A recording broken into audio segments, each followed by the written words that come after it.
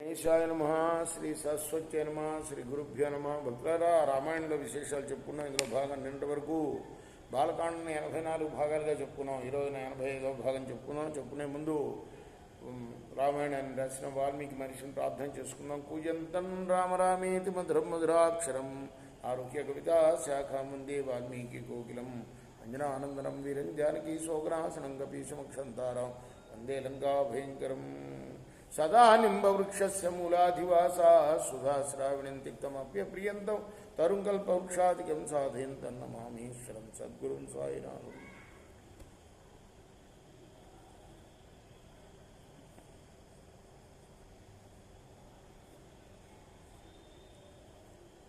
వశిష్ఠుడిని కొడుకుల్ని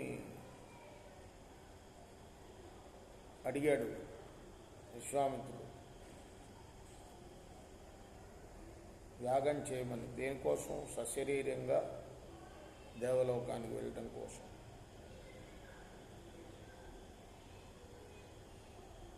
ఆయన ఒప్పుకోకపోతే ఆయన కొడుకుల దగ్గరికి వెళ్తే వాళ్ళు బాగా చివాట్లు వేశారు.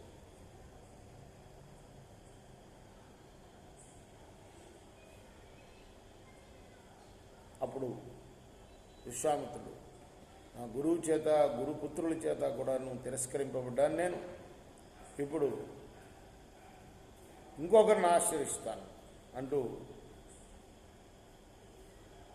ఆయన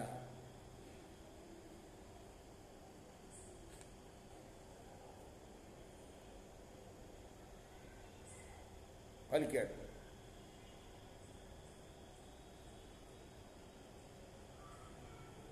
ఆ మాటలు వినగానే వెంటనే కోపించారు వశిష్ఠుడి పుత్రులు.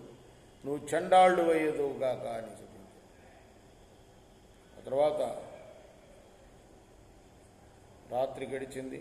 త్రిశంకు మహారాజు నల్లటి వస్త్రం ధరించి, నల్లటి రంగు కలిగి, కఠిన శరీరంతో, కురుచ వెంట్రుకలతో, చితాభస్మం ఒడలిపై పూసుకొని, ఇనుముతో చేయబడిన ఆభరణాలు దాల్చిన చండాళ్ళుగా మారిపోయాడు.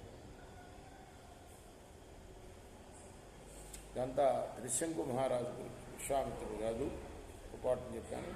త్రిశంకు మహారాజు బొందితో స్వర్గానికి పోవాలని తన గురువైన వశిష్ఠుడిని ఆశ్రయిస్తే వశిష్ఠుడు వారు తిరస్కరించారు.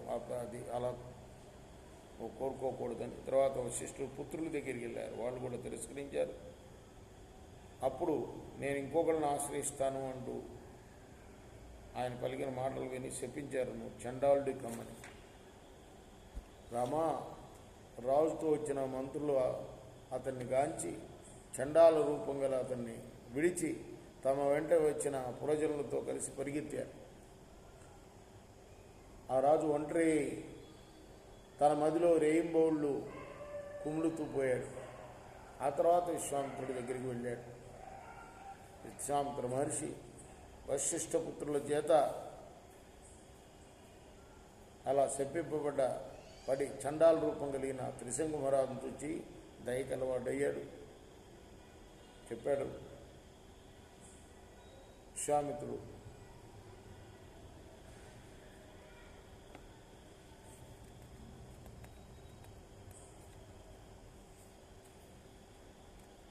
త్రిశంకుడా ప్రశ్నించాడు, నీ కారణం ఏమిటయ్యా? ఏ కారణం చేత శాపాన్ని పొంది చండాలుడు అయ్యావు నువ్వు?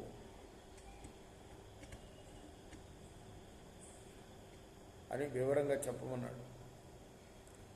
ఆ తర్వాత ఆయన చక్కగా వివరించాడు అన్ని సంగతులు. శరీరంతో స్వర్గానికి వెళ్ళాలని నా అభిలాష అన్నాడు. అప్పుడు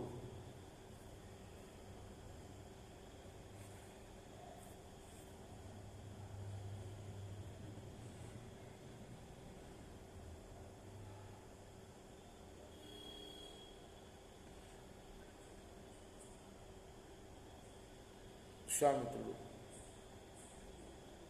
చండాల రూపం దాల్చిన రాజుపై దయతో అన్నాడు, నువ్వు ఇక్ష్వాకు వంశంలో పుట్టావు నాయన, నువ్వు ధార్మికుడు అని నాకు తెలుసు, నేను మాత్రం నీకు రక్షకుడు ఉంటాను, నువ్వు భయపడవద్దు అన్నాడు. రేపు మనం కొనసాగిద్దాం.